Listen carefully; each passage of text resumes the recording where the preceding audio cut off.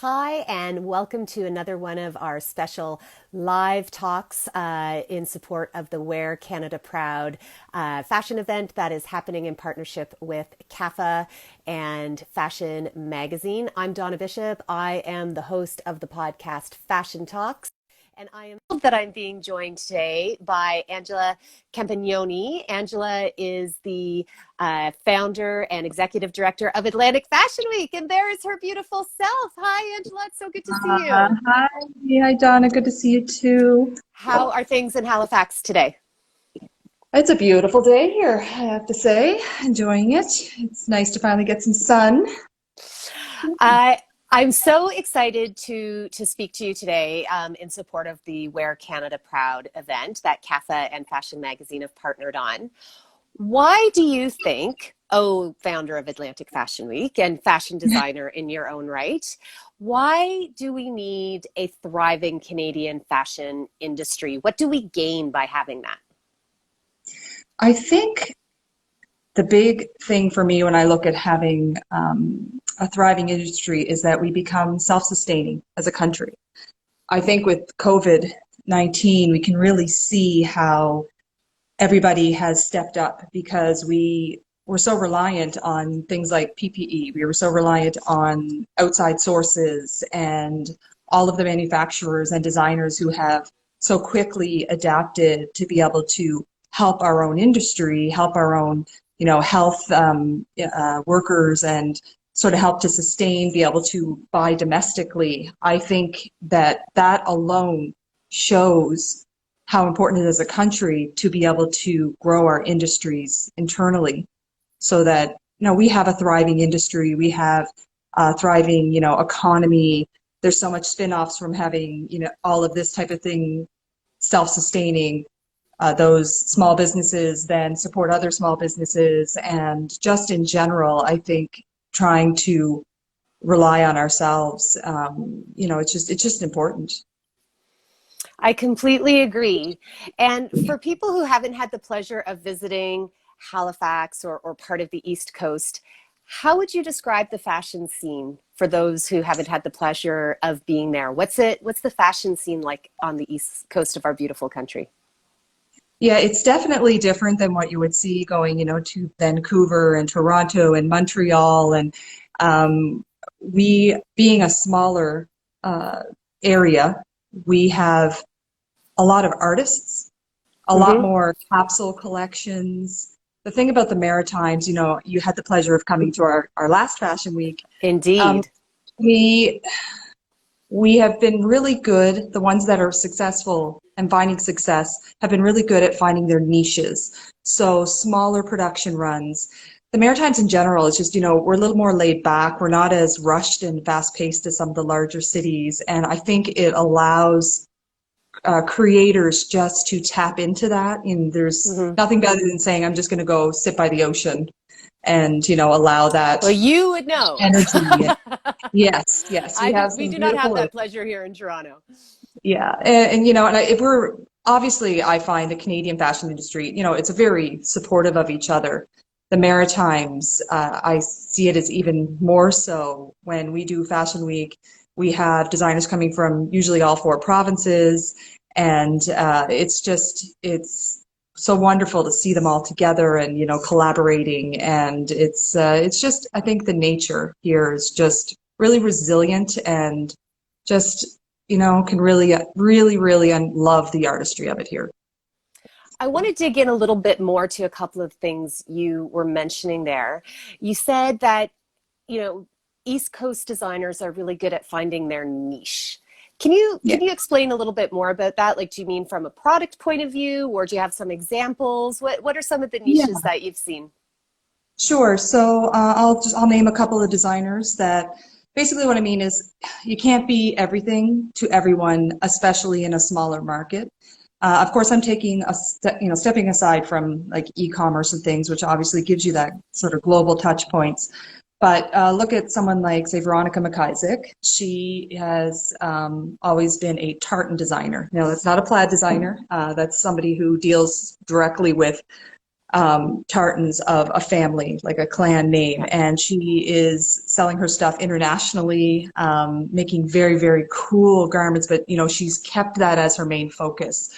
You have someone like Lisa Drader Murphy, who is does a women's wear line that stays true to herself. She, a piece of hers when you see it, and she has the repeat customer. And she's very self-sustaining. She's, vertically, a vertical manufacturing.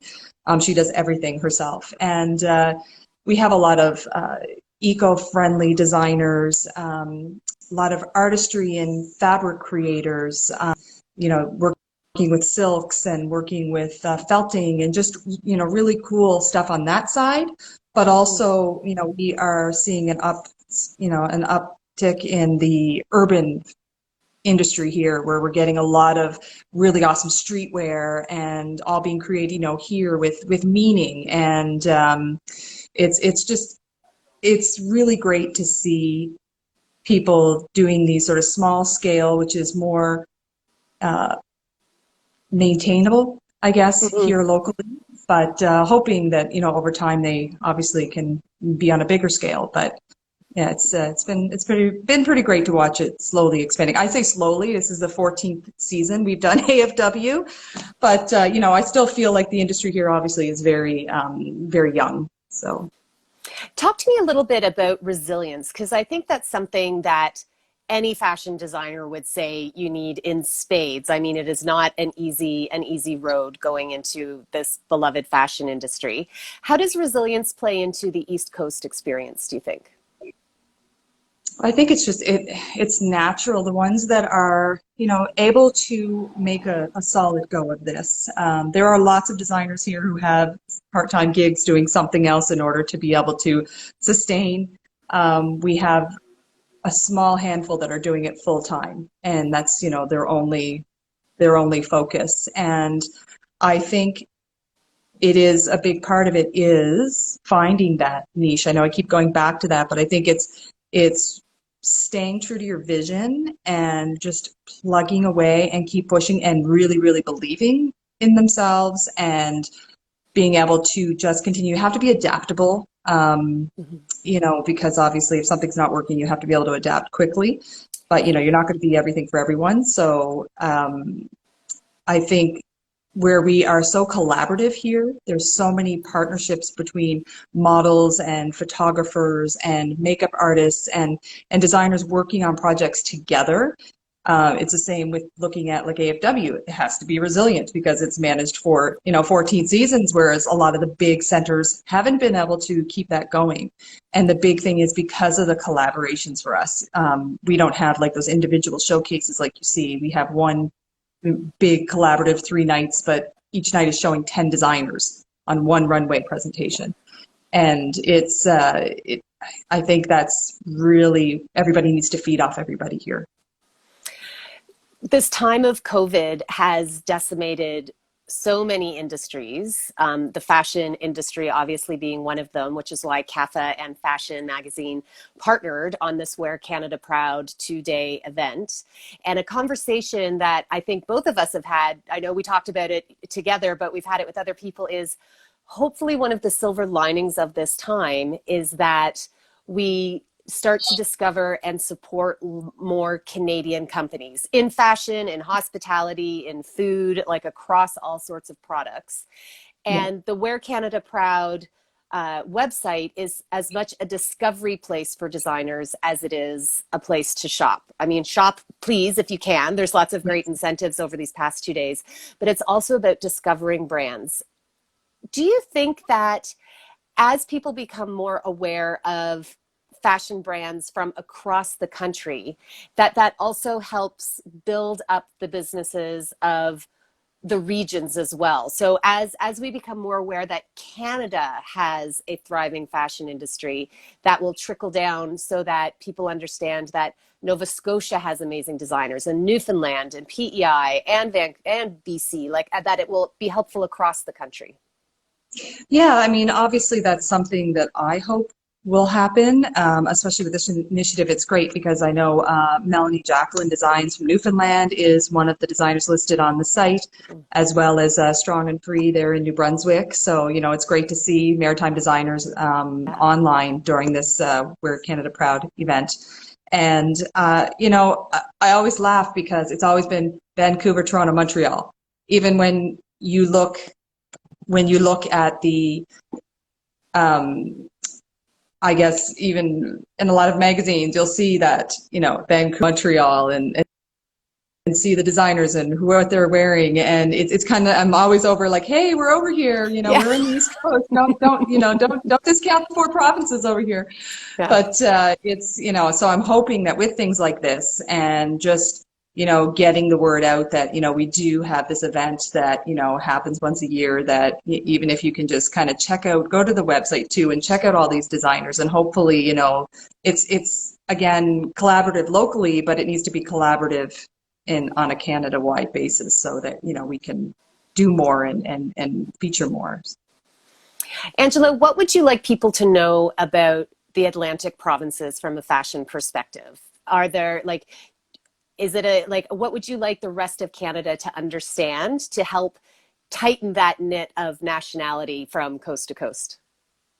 Well, I think, if, you're able to look into designers from this area and really understand sort of how we go about design, it is a lot of them, most of them are on a smaller scale. So it's very capsule collections. It's very art-based, a lot of them. You'll see there's a lot of meaning behind it, their branding. And I think that once they, really discover it, you're going to see it's a different feel. You're not going to see a lot of necessarily off-the-rack commercial type pieces. You're going to see very creative pieces. And I think once you have a sense of that sort of laid-back nature that we have here, and, really, can really show up in the work that is here. We have some great schools that are turning out really good students here. NASCAD is one of the ones, as I was saying, the Chloe and Paris Gordon, they graduated from NASCAD here, so they're turning out beautiful designers and jewelry creators. We have Dalhousie's turning out these amazing students with really tight-knit understanding of how clothing is produced, and we have women's wear designers that are coming out of it, and menswear designers, and I think it's all about finding them. It's all about seeing them, and that they're not necessarily going to be seen in the stores in Toronto, which is a shame. We do have Twig and Feather, who's an amazing sweater and knitwear designer, and she's got a very large stock list of locations she's available at, and but she's here, and it's amazing. She's got an amazing background, amazing design story, and I think when people realize this is all there, the jewelry market here is incredible. We have so many jewelry. If you check out Frida Fine Jewelry, her stuff, you got a chance to go into her store. Her beautiful stuff.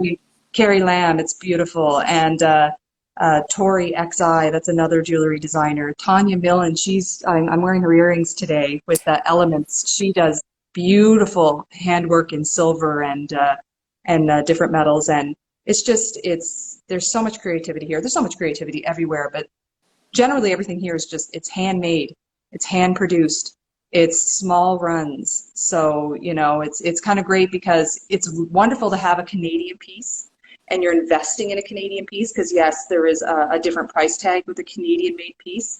But what's also lovely about a maritime Canadian made piece is they are in such smaller runs. So when you really want that piece that not many people are going to have, there's so much hand creation in these pieces that you really are going to get some one-of-a-kind stuff. So, Angela, thank you so much for being here today and supporting the Wear Canada Proud initiative. If people want to follow along with what you're doing or learn more about the amazing designers through Atlantic Fashion Week, where can they follow you? So our Instagram is Atlantic Fashion Week. And also AtlanticFashionWeek.com. You'll see a lot of links we were pretty much lucky and have that handle across all the platforms, so you can find us anywhere: Facebook, Instagram, all the Excellent. usual spots. And yeah, no, I really appreciate the opportunity to really get it out there, what we're doing, and I'm really excited to see how this next 2 days goes. I really appreciate what you guys are doing for everyone. Oh, thank you so much. And for everyone who's tuning in, the website is wearcanadaproud.com. There's over 150 Canadian brands from all across the country. If you're able to shop, there's some great promos and offers. And even if you're just window shopping online, it's a great opportunity to discover all that our country has to offer on the fashion scene. So thank you very much, Angela. I look Thank you, forward to Donna. seeing you at your amazing event, hopefully Yes. soon. In the spring, we've had to move it, of course, but yes, we'll see you in the spring. 2021. Yes, exactly. All right. Thank you, Take everyone. good care. Thanks for tuning in, everyone. Bye-bye.